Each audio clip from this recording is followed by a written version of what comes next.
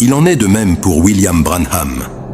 Après avoir martelé pendant des années à ses adeptes qu'il était l'accomplissement de Malachie 4, il semble avoir fini par réaliser une incohérence majeure. Cette prophétie concernait exclusivement Israël et non les nations. Cette prise de conscience tardive met en lumière un problème fondamental dans sa prétention prophétique. Si Branham était réellement investi de l'esprit d'Élie, comment aurait-il pu ignorer dès le départ que cette mission ne s'adressait pas aux gentils, mais au peuple juif ? Face à cette contradiction grandissante, il tenta de se racheter en entreprenant un voyage en Israël. Présentant cette initiative comme un prolongement naturel de son ministère, il affirma à ses adeptes que son rôle prophétique incluait une mission spécifique en Terre Sainte. Il prétendait que le christianisme devait être introduit ou restauré en Israël grâce à son intervention, suggérant ainsi que son ministère avait une place essentielle dans le plan divin pour ce pays. Et l'un de ces jours, Dieu me laissera aller à Jérusalem. Il en sera ainsi.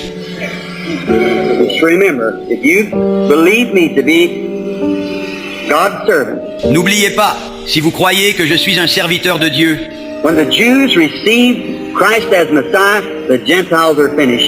quand les Juifs recevront Christ comme le Messie, ce sera terminé pour les gentils.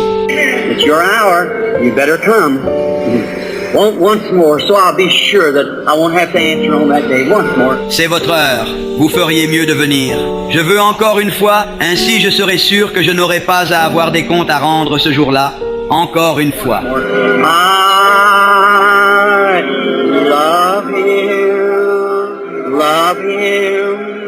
Cependant, cette démarche soulève plusieurs incohérences. D'une part, elle témoigne d'un changement de cap surprenant. Après avoir construit tout son message autour d'un réveil parmi les nations, il cherchait désormais à s'ancrer dans un cadre israélite qu'il avait longtemps négligé. D'autre part, si son ministère était réellement ordonné par Dieu pour accomplir Malachie 4, pourquoi aurait-il fallu qu'il réajuste sa trajectoire ? Un prophète authentique, censé recevoir une révélation divine claire et infaillible, ne devrait-il pas dès le départ comprendre la portée exacte de sa mission ? Mais le plus ironique dans cette tentative de légitimation, c'est que Branham n'atteignit jamais Israël. Son voyage, censé être une consécration de sa mission, s'arrêta en Égypte. Il ne posa jamais un pied sur la terre qu'il prétendait devoir évangéliser. Vous vous souvenez que j'étais au Caire pour aller là-bas, quand Levi Petrus m'avait dit, frère Branham, s'ils voyaient seulement ça, ils croient leur prophète. J'ai dit, c'est un bon terrain pour moi. Vous voyez l'homme, comment il est, mais vous voyez la grâce de Dieu. J'ai dit, je lirai ce Nouveau Testament. Ils l'ont lu. Levi leur en envoyait plus d'1 million là-bas. Frère Levi Petrus de la Suède, ils le lisaient, ils allaient et venaient là-bas, ces juifs, pas comme cette bande de juifs modernes, mais ceux dans leur patrie. Et il est venu, il a dit, s'il s'agit du Messie, que nous le voyons produire le signe du prophète, nous y croirons. Levi Petrus a dit, frère Branham, c'est l'occasion ou jamais. C'est l'occasion ou jamais. Quelqu'un m'a dit ça, que ce serait une bonne occasion. J'ai fait le trajet, il a dit, jusque-là, un homme est venu, il s'est assis là. Frère Argenbright, il disait, frère Branham, ça donnerait vraiment l'alarme en Israël. Faites-les venir devant cela et montrez le signe du prophète. Ils y croiront. J'ai dit, Seigneur, me voici, je suis prêt. Je me suis dépêché de prendre l'avion. J'ai pris l'argent et je me suis acheté un billet. Je suis arrêté au Caire. J'ai dit, ah oui, je suis prêt.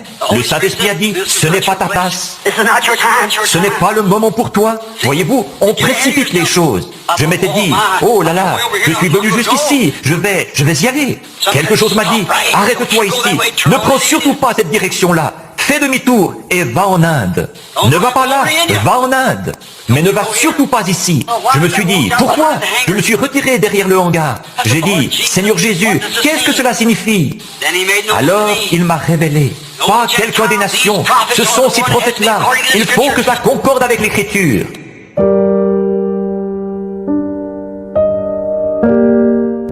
Cet échec retentissant invalide totalement son argumentaire. Comment peut-on se présenter comme un prophète envoyé pour un peuple que l'on n'a même pas réussi à atteindre ? Si cette mission était vraiment voulue par Dieu, pourquoi aurait-elle avorté en cours de route ? Ainsi, l'histoire de Dowie illustre une tendance récurrente chez ceux qui, à l'instar de William Branham plus tard, ont tenté de s'approprier l'esprit d'Élie sans en respecter les fondements scripturaires. Branham, tout comme Dowie, a revendiqué un rôle prophétique en dehors du cadre israélite, construisant un ministère centré sur les nations plutôt que sur Israël. Cette incohérence fondamentale soulève une question cruciale. Comment un homme peut-il prétendre être l'accomplissement d'une prophétie biblique tout en ignorant les conditions précises de son accomplissement? En fin de compte, tant Dowie que Branham ont vu leur prétention à Malachie 4 s'effondrer sous le poids de leur propre incohérence. Loin d'être des envoyés divins destinés à restaurer l'Église, ils apparaissent plutôt comme des hommes en quête de reconnaissance, cherchant à s'imposer comme figure prophétique sans jamais réellement comprendre la portée de la prophétie qu'ils revendiquaient. Dowie et Branham ne sont pas les seuls à avoir commis l'erreur de se réclamer comme l'accomplissement de la promesse de Malachie 4. Plusieurs autres figures